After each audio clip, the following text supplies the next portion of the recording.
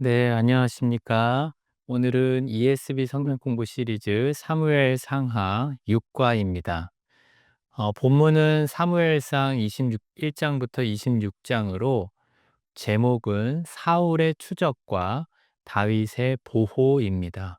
오늘도 문제를 푸는 방식으로 진행을 하도록 하겠습니다.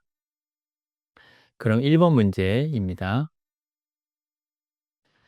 어떤 사람들은 다윗이 노베서 한 행동이 성경적으로 허용되는지 궁금해한다. 왜냐하면 오직 제사장들만 거룩한 떡을 먹어야 하기 때문이다. 그러나 예수님은 이 특정한 문제에 대해 말씀하신다. 마가복음 2장 23절부터 28절을 읽으라. 우리가 다윗이 거룩한 떡을 받는 문제를 이해하는데 예수님의 말씀이 어떤 영향을 주는가? 이 질문은 이제 사무엘상 21장에서 다윗이 한 행동에 대해서 우리가 성경적으로 어떻게 이해해야 하는지에 대해서 묻고 있는 질문입니다. 여러분, 다윗은 자신을 죽이려는 사울을 피해서 도망가면서 제사장 아히멜렉에게 거짓말을 했습니다. 그리고 무엇보다도 진설병을 먹었습니다.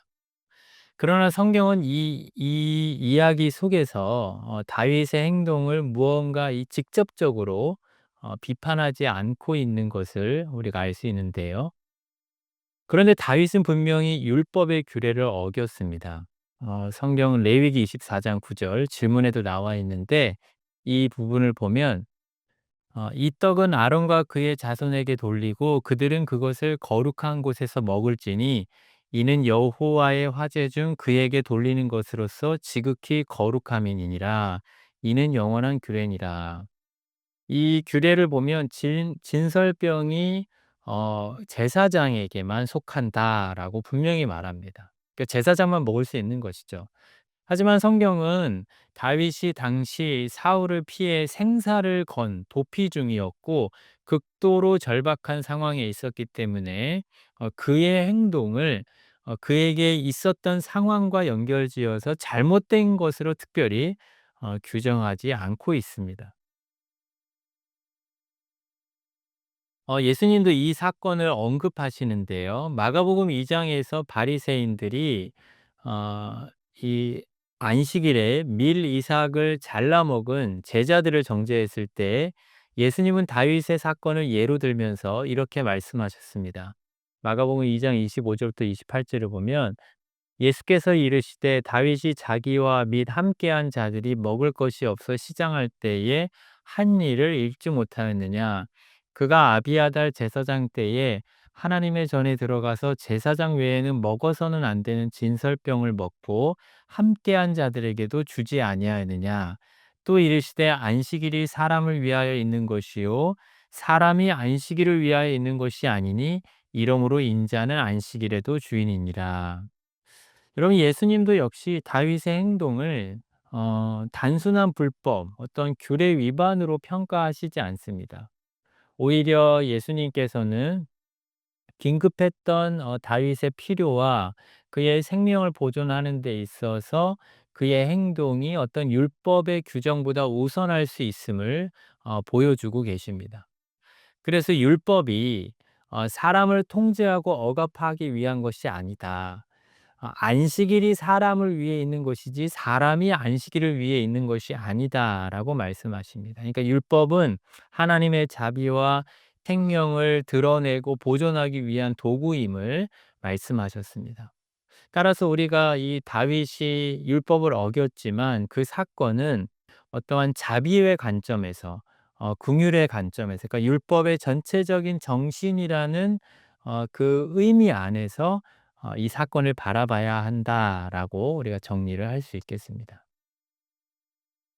다음 2번 문제입니다. 앞장들에서 다윗은 사울의 위협 때문에 한 번 이상 도망했다. 이제 21장 10절에서 다윗은 가드로 도망한다. 사무엘상 17장 4절을 돌아보고 이 성읍의 중요성을 떠올려 보라. 다윗이 얼마나 다급했기에 사울을 피해 가드로 갔겠는가? 다윗이 가드 왕 앞에서 미친 척할 때 다윗이 악하게 여호와를 의심했다고 생각하는가? 시편 56편과 시편 34편을 읽으라. 이 시편들은 우리가 가드에서 일어난 상황을 이해하는 데 어떤 도움을 주는가? 여러분 이제 사무엘상 21장에 가면 다윗은 사울의 추격을 피해 블레셋 성읍 가드로 도망합니다. 이 가드는 거인 골리앗이 나온 곳이라서 다윗이 바로 직전 전쟁에서 죽인 원수, 적의 고향이기도 합니다.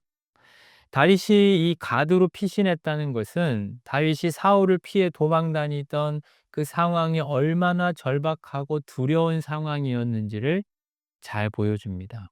이제 다윗에게는 이스라엘 안에서는 숨을 곳이 없었고 결국 원수의 땅까지 도망쳐야 했던 것입니다. 하지만 가드 왕 아기스 앞에서 다윗은 곧 예상치 못했던 위기를 맞이하게 됩니다. 왜냐하면 가드 사람들은 다윗이 골리앗을 죽인 영웅이라는 것을 알아보고 다윗을 이스라엘 땅의 왕이라고 소문을 냈기 때문입니다. 21장 11절에 보면 아기스의 신하들이 아기스에게 말하되 이는 그 땅의 왕 다윗이 아니니까 무리가 춤추며 이 사람의 일을 노래하여 이르되 사울이 죽인 자는 천천히요 다윗은 만만히로다 하지 아니하였나이까 한지라. 이것은 다윗을 위협적인 존재로 보았다는 것, 다윗을 경계했다라는 것을 의미합니다. 물론 다윗이 마음에도 들지는 않았겠죠. 그래서 다윗은 자신이 도망을 잘못했구나라는 것을 순간 생각할 수밖에 없었을 것입니다. 다윗은 어떻게 했죠? 다윗은 침을 질질 흘리며 미친 척을 하며 자신의 목숨을 보존하려고 했습니다. 여러분 이러한 다윗의 모습을 보면 어떤 생각이 드십니까? 여러분 성경은 다윗의 어떤 신앙의 연약함, 하나님을 의지하지 않고 도망쳐 버린 그의 연약함을 드러내면서도 그가 완전히 하나님을 버렸다라고 평가하지는 않습니다. 특히 우리가 문제에서 나온 것처럼 그 당시에 기록된 시편 56편과 34편을 보면 더욱더 그런데요. 여러분 시편 56편에 보면 다윗은 1절에 이렇게 고백합니다. 사람의 나를 삼키려 하며 종일 나를 압제하나이다라고 고백하면서 하나님 앞에 자기의 두려움을 표현하고 있는 것이죠. 내가 두려우니까 하나님이 나를 못 도와주셔라고 이렇게 하나님께 기도를 멈춘 상황, 하나님을 찾지 않는 상황이 아닙니다. 그리고 다윗은 기도하는 가운데 마지막에는 이런 고백을 합니다. 중간에도 그렇고 "내가 하나님을 의지하였은즉 두려워하지 아니하리니"라고 다시 한번 하나님을 의지하는 마음, 하나님으로 인해 두려워하지 않는 마음을 고백하는 것입니다. 그래서 이 56편은 다윗이 가드에서 실제로 도망쳤고 죽음의 위협을 경험했지만 그 속에서도 하나님을 신뢰했음을 보여주는 것입니다. 그리고 시편 34편에 보면 다윗은 이렇게 고백합니다. 4절에 내가 여호와께 간구하며 내게 응답하시고 내 모든 두려움에서 건지셨도다라고 노래합니다. 이것은 미친 척을 했던 사건 뒤에 하나님이 자신을 거기에서 죽도록 내버려 두지 않으시고 나를 건져 주셨다라고 고백하는 것입니다. 34편 7절에서도 여호와의 천사가 주를 경외하는 자를 둘러 진치고 건지신다라고 선포합니다. 고난 가운데서 그리고 하나님을 경외하라, 하나님을 의지하라라고 교훈하기도 합니다. 그래서 다윗은 자신의 연약함과 두려움을 하나님 앞에서 고백하고 또 하나님을 의지함으로 다시 한번 믿음을 회복한 것. 그리고 이러한 자신의 때로는 이 믿음의 연약함을 경험했던 사건 속에서 하나님이 자신을 돌보셨고 구원했다라는 것을 노래하는 것입니다. 그래서 자신의 체험을 바탕으로 해서 자신의 두려워했던 경험, 자신의 구원받은 것, 그리고 다른 사람들이 이 시편을 부를 때에 신앙적인 교훈을 받을 수 있도록 남겨 놓은 것입니다. 그래서 중요한 것은 다윗이 연약한 가운데 있었지만 하나님을 완전히 버린 것은 아니다. 그가 여전히 믿음의 길을 걷고 있었다라는 것을 우리가 생각해 볼 수 있겠습니다. 그럼 이제 우리가 3 번과 4번 문제 함께 풀 텐데요. 문제는 3 번만 읽겠습니다.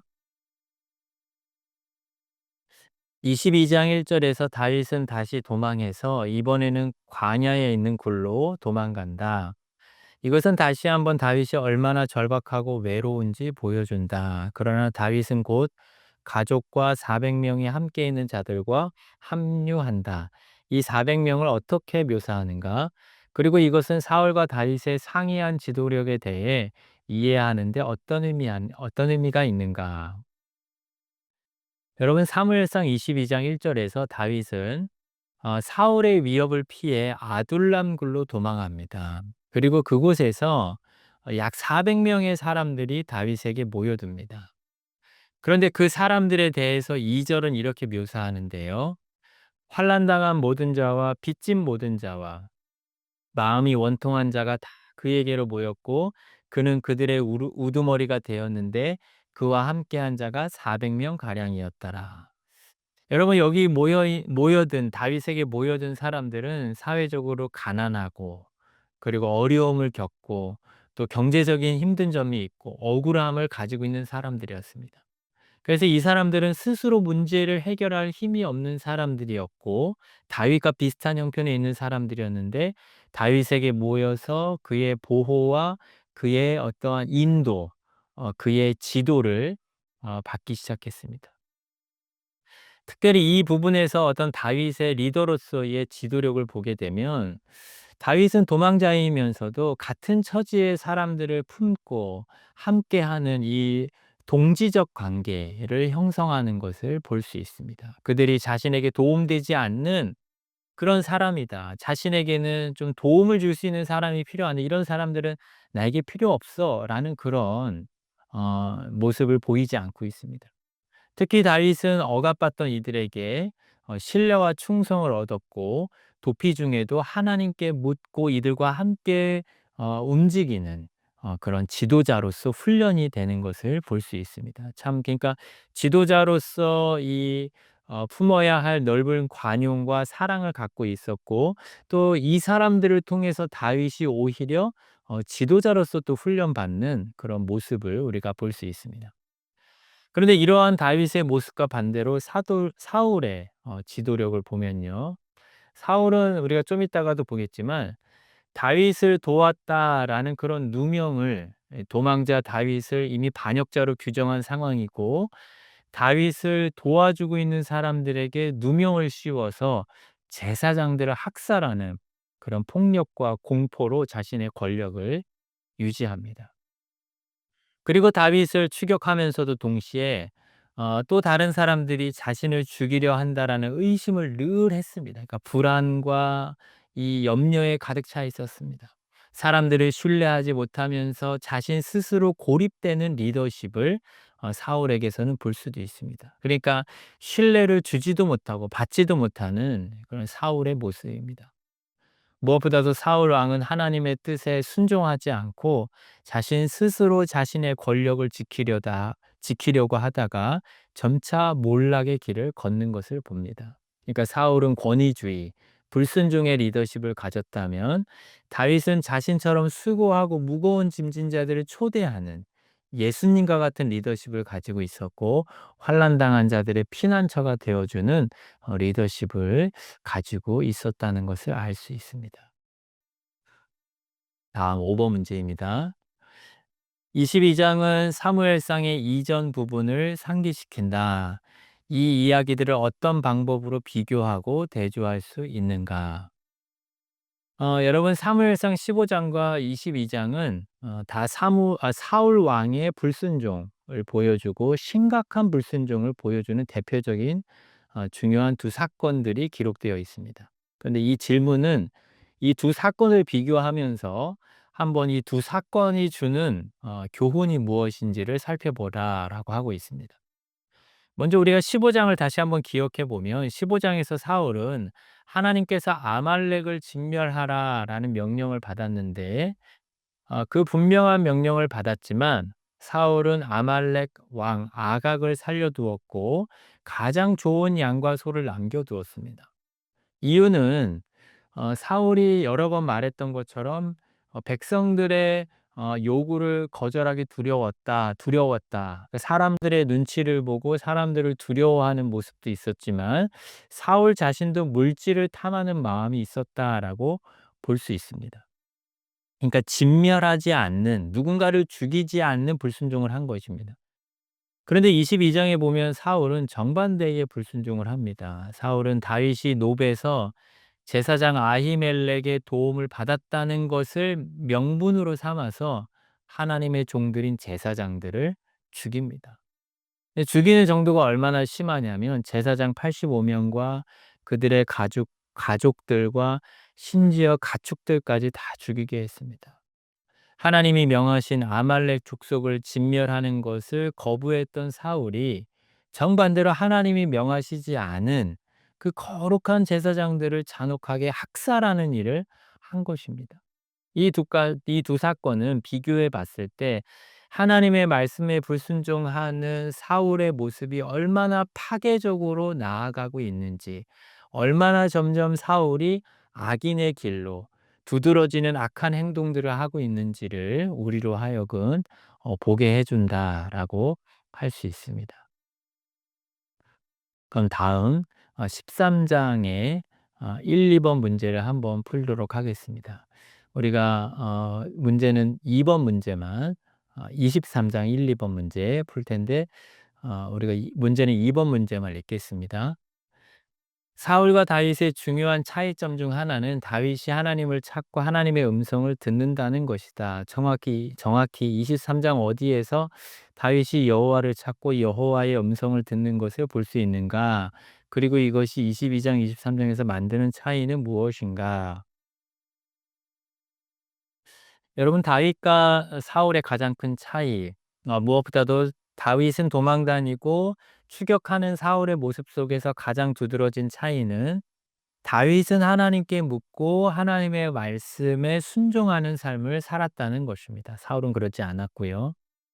특히 사무엘상 23 장에서 블레셋이 그일라를 침략했다는 소식을 다윗이 듣게 됩니다. 그때 다윗은 하나님께 묻게 됩니다. "내가 가서 이 블레셋 사람들을 치리이까?" 사실 다윗은 지금 도망자 신세입니다.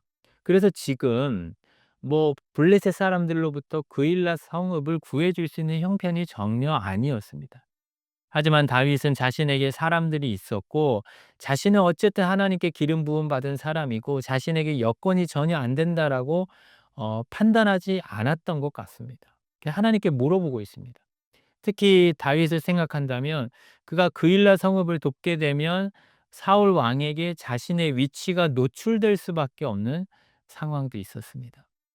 그래서 다윗이 당한 위협은 블레셋과도 그일라 성읍 사람들을 위해서 싸워야 하지만 또한 사울에게서 도망가야 하는 어려움이 생길 수도 있었던 것입니다. 하지만 다윗은 하나님께 물었고 하나님의 말씀대로 그일라 사람들을 돕게 됩니다. 그런데 여러분, 안타깝게도 그일라 성읍이 다윗을 통해서 블레셋 사람들로부터 건짐을 받은 이후에요, 사울 왕은 그일라로 다윗을 잡으러 오게 됩니다. 그리고 이때도 다윗은 제사장 아비아달에게 에봇을 가져오게 하고 하나님께 묻습니다. "하나님, 사울 왕이 진짜 내려오겠습니까? 그리고 그일라 사람들이 나를 그 사울의 손에 넘길까요?" 이때 하나님은 "내려올 것이다. 그일라 사람들이 너를 배반하고 너를 넘길 것이다." 이런 하나님이 대답을 하십니다. 지금 이러한 다윗의 이 질문의 행동은 무엇을 보여줄까요? 다윗은 자신의 판단에 의존하지 않고 하나님께 묻고 행동하는 것입니다. 다윗 자신의 입장에서는 인간적으로 생각해서 이 그일라 성읍을 거점으로 해서 더 이상 도망치지 않을 수도 있었습니다. 그리고 그일라 성읍 사람들에 대해서 배신감을 가지고 악하게 보복할 수도 있었습니다. 하지만 다윗은 철저히 하나님의 뜻에 따라 행동합니다. 여러분, 이러한 사실 다윗의 모습은 사울과 대조됩니다.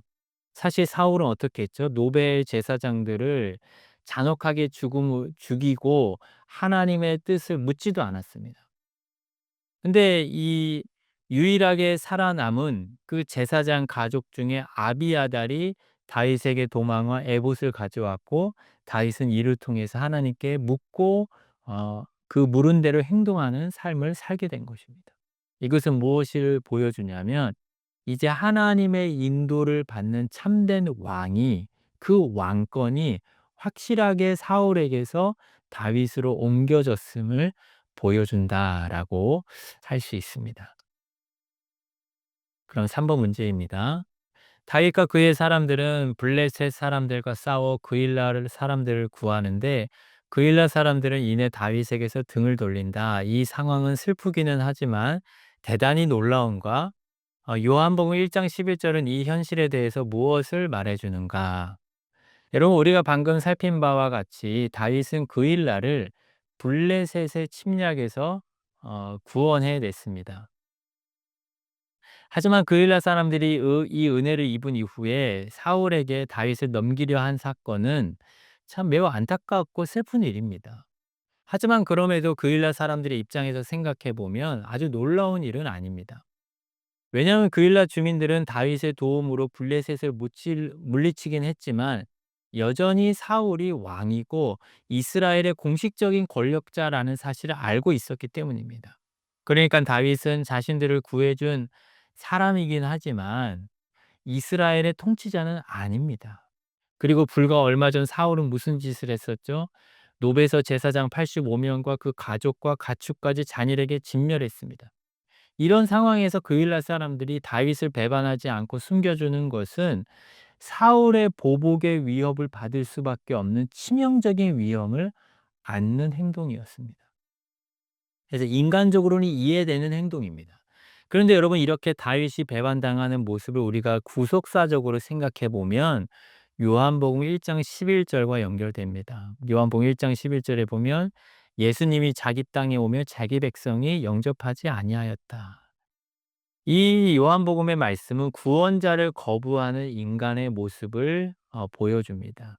마치 다윗이 백성을 구원했지만 그 백성에게 당했듯이 예수님도 이 땅에 구원자로 오셨지만 백성들에게 배반을 당하셨다는 것입니다. 그래서 다윗의 생애는 예수 그리스도의 생애를 예표합니다. 예수님도 동일하게 거절당하셨고 예수님도 사람들에게 배척을 받으셨습니다. 사람들은 자신의 두려움과 자기 스스로의 이 죄의 관점에서 스스로 보호 본능 때문에 하나님께서 보내신 자를 거부한다라는 것을 보여주는 것입니다. 그러니까 그일라 사람들만의 이러한 모습이 아니라 인간이 영적인 구원자를 하나님이 보내신 구원자를 거절하는 그러한 악한 모습을 보여준다라고 할 수 있습니다. 이제 24장부터 26장 1번 문제 함께 풀겠습니다. 다윗에게는 사울의 생명을 앗아갈 두 번의 기회가 있었지만 그때마다 다윗은 그렇게 하지 않았다. 다윗은 사울을 살려주는 이유가 무엇이라고 말하는가? 특히 24장과 26장을 주목해 보라라고 되어 있습니다. 여러분 다윗은 사울을 죽일 수 있는 결정적인 기회를 두 번이나 얻었었지만 끝내 사울을 해하지 않았습니다. 그 이유가 무엇인지 살펴보라는 질문인데요. 첫 번째는 여호와의 기름 부음 받은 자를 해칠 수 없었기 때문입니다. 하나님의 뜻이 아니기 때문이죠. 사무엘상 24장 6절에서 다윗이 처음 사울을 죽일 기회가 있을 때에 다윗은 부하들에게 이렇게 말합니다. 내가 손을 들어 내 주를 치는 것은 여호와께서 금하시는 것이니 그가 여호와의 기름 부음을 받은 자가 됨이니라. 이게 정확하게 고백합니다.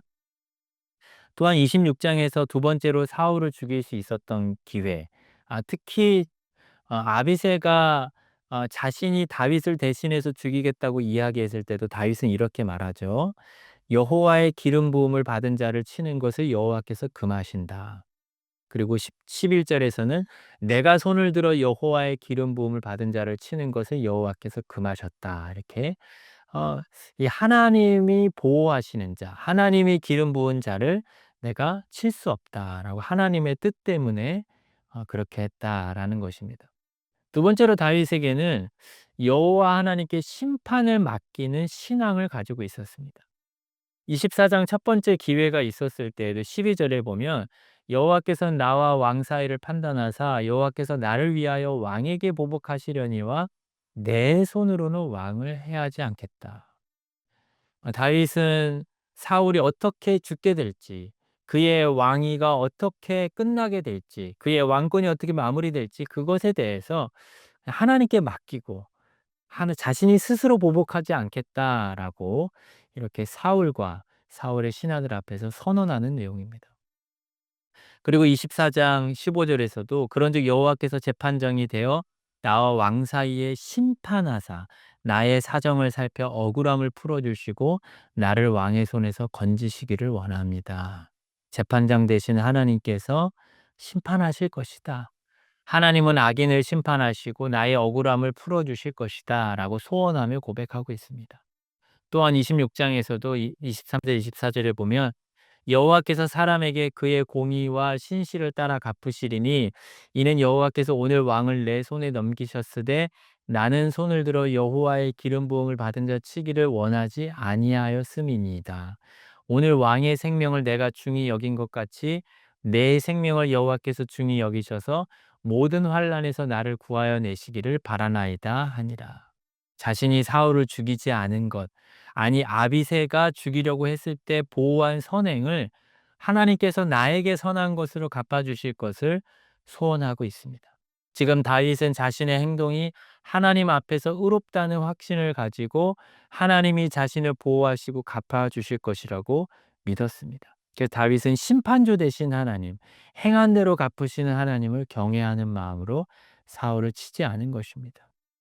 우리가 이 부분을 이 예수님의 산상수훈 교훈과 연결해 보면 이 보복하지 않는 것의 중요한 부분을 볼 수 있습니다. 우리가 물론 하나님께서 세우신 어떤 목회자나 직분자들에게 어떤 악을 행하지 않는 것으로도 적용할 수 있고 넓게는 우리의 삶에서 하나님이 우리의 심판주이시기 때문에 우리가 내가 악을 입었다 할지라도 내게 악을 행한 사람에게 똑같이 악을 갚지 않는 것. 그것은 바로 오늘 다윗이 행한 신앙을 본받는 모습이다라는 것을 볼 수 있습니다. 그래서 우리 그리스도인들은 누가 내게 악을 행했기 때문에 내가 악을 행한다. 그런 명분을 가지고 그런 핑계를 가지고 악을 행해서는 안 된다는 것입니다. 다음 2번 문제입니다. 다윗이 사울을 살려주는 두 장면 사이에 이것들과는 상당히 다른 상황에서 다른 어떤 사람의 목숨을 살려주는 이야기가 나온다. 다윗은 처음에 가장 기본적인 문화적 규범인 환대를 베풀지 않은 나발을 죽일 계획을 세운다. 그러나 아비가일은 하나님이 다윗에게 주신 왕위에 대한 약속을 근거로 다윗에게 호소한다. 장차 세워질 왕의 분노는 가라앉고 공의가 다시 한번 여호와께 맡겨진다. 조금 독특한 2장에서 특히 24장부터 26장의 세 겹의 이야기에서 2장이 차지하는 위치를 고려할 때 우리는 다윗에 대해 또 무엇을 알 수 있는가? 이런 우리가 지난 문제에서 보았듯이 24장에서 다윗은 사울을 죽일 기회가 있었지만 죽이지 않았습니다. 그것은 자신의 원수에 대한 보복과 증오심을 잘 절제한 것입니다. 그리고 또한 26장에서도 사울을 죽일 기회가 있었지만 다시 사울을 살려주며 이번에는 더 분명하게 하나님께서 그를 치실 것이라는 성숙함과 이 자기 절제를 보여줍니다. 그런데 25장에서는 나발이 자신을 환대하는 것을 거절하고 자신을 모욕했을 때 즉각 400명의 군사를 데리고 나발 집안에 있는 모든 사람을 진멸하려는 계획을 세웁니다.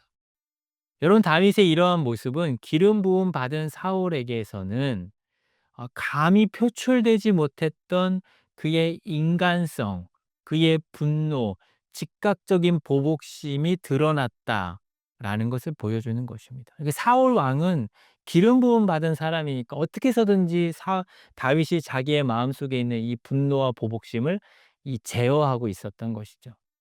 다윗은 그것이 이 충동적으로 폭발해 버리니까 나발만이 아니라 나발의 집에 속한 모든 사람을 죽이려고 했습니다. 하지만 다행히도 나발의 아내였던 지혜로운 아비가일이 다윗을 설득합니다. 그래서 아비가일은 다윗이 왕이 되는 날에 나발에게 속한 사람들, 그 무죄한 사람들의 피를 흘린 일에 대해서 후회할 일이나 어떤 양심의 가책을 받지 않도록, 그렇게 나중에 후회할 일을 만들지 않도록 경고합니다. 25장 30절 31절 보면 여호와께서 내 주에 대하여 하신 말씀대로 모든 선을 내 주에게 행하사 내 주를 이스라엘의 지도자로 세우실 때에 내 주께서 무죄한 피를 흘리셨다든지 내 주께서 친히 보복하셨다든지 함으로 말미암아 슬퍼하실 것도 없고 내 주의 마음에 걸리실 것도 없으시리니 다만 여호와께서 내 주를 후대하실 때에 원하건대 내 주의 여종을 생각하소서 하니라.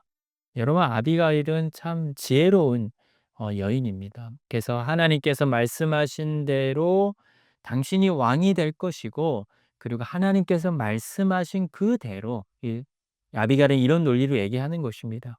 하나님 말씀하신 대로 왕이 될 것이기 때문에 하나님 말씀하신 대로 무죄한 피를 흘리는 그런 일을 하지 말라는 것입니다.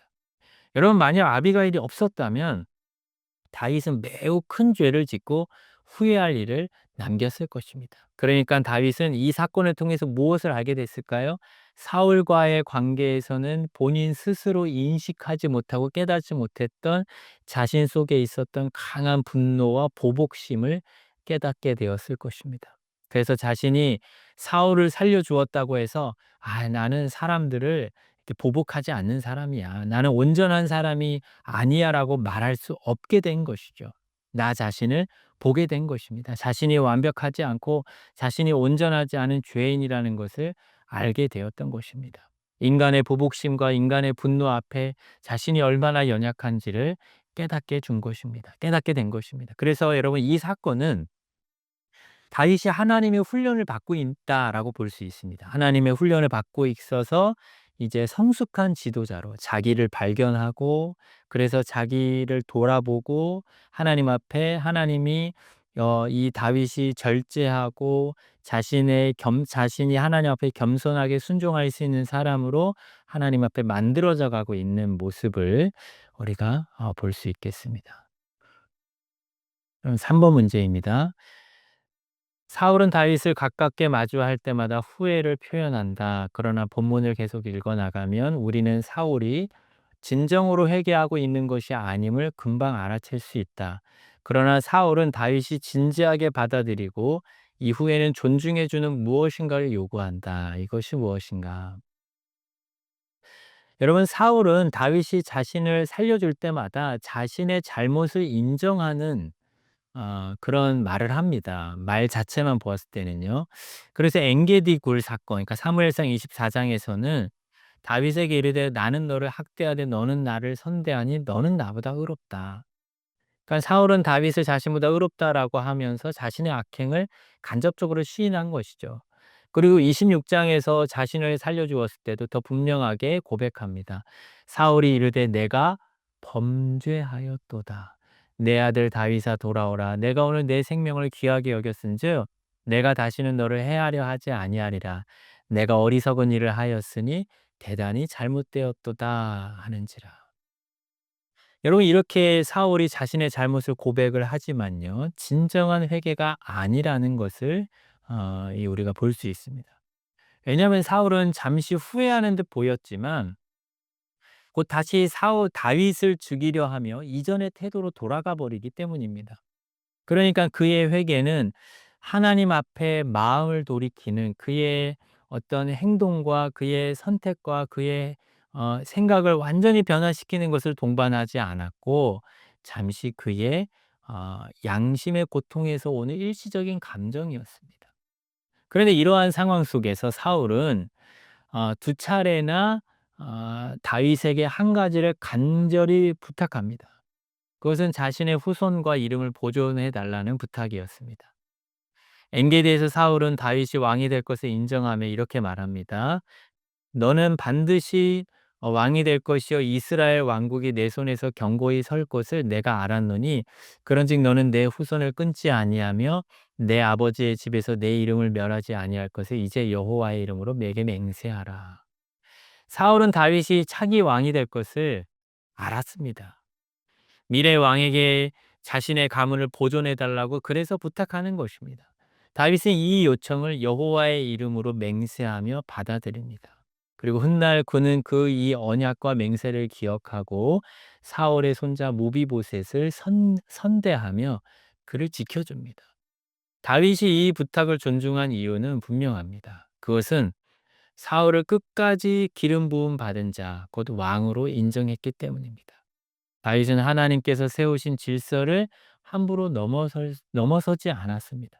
그래서 사울의 후손을 지켜달라는 요청도 하나님의 주권을 인정하는 신앙 속에서 순종한 것입니다. 그러니까 다윗이 참으로 왕이지만 하나님의 뜻을 따르는 종으로서 왕이라는 것, 참으로 하나님이 원하시는 이 왕이다라는 것을 우리가 볼 수 있겠습니다.